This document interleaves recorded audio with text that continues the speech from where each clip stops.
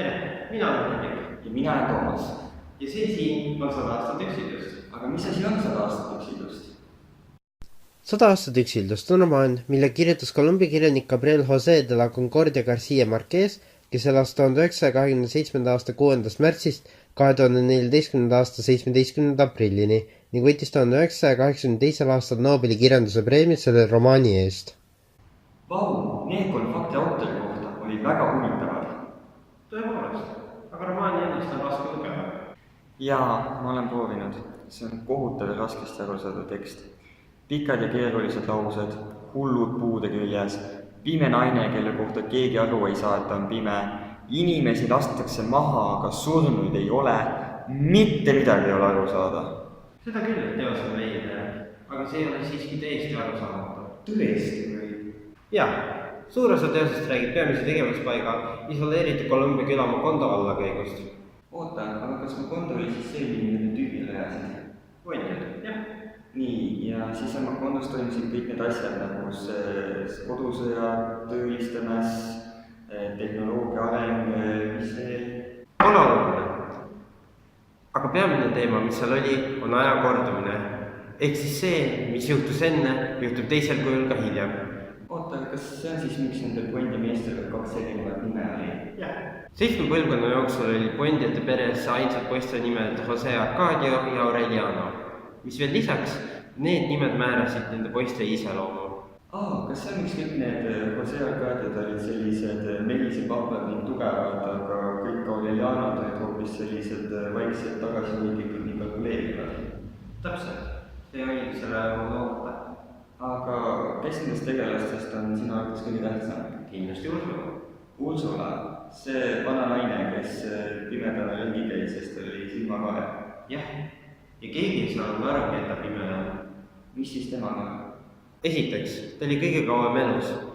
Ta oli üle 100 aasta pereema ning Macondo üks rajajatest. Mis veel lisaks, oli tema ainukene Puendiatest, kes sai aru, kui halvasti neil nende suguvõsal läheb. Ja tema oli ainukene, kes tegutses selle nimel, et seda parandada või vähemalt samal tasemel hoida. Nagu see pimedana toimetamine? Täpselt nagu see pimedana toimetamine.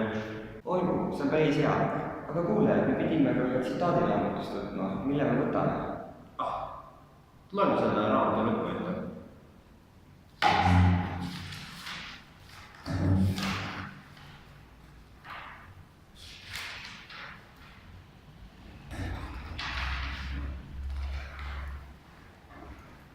Aga juba enne, kui ta lõpuversini jõudis, oli talle selge, et ta ei pääse iial sellest toast, sest on ette määratud, et tuul pühib peeglite või õhupeegelduste linnamaa peal ja kustutab ta inimeste mälust samal hetkel, mille Aureliano Puendia lõplikult dešifreerib pergamendid ja et kõik nendest kirja pandud on igavesest ajast igavesti kordumatu, sest 100-aastasele üksildusele määratud suguvõsadele pole teist korda antud maa peal elada.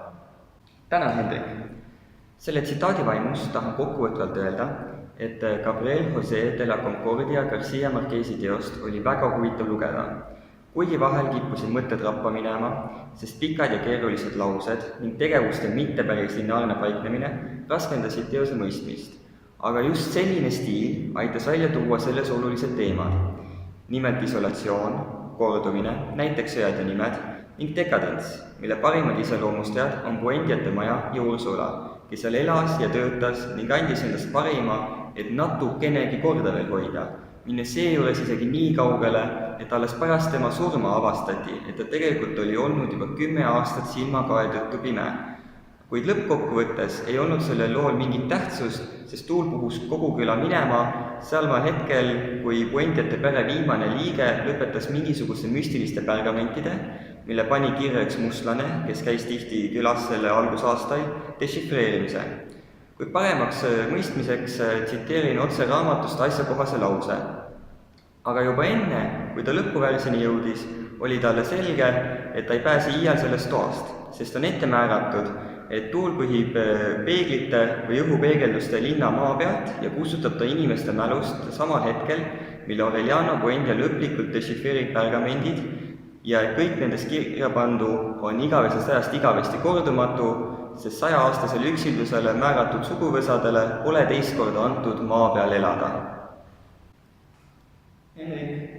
Henrik, kuule, äkki üles on esitluse ära ka lõpetama. Muidugi. See oli siis meie raamatu esitlus. Loodame, et teile meeldis.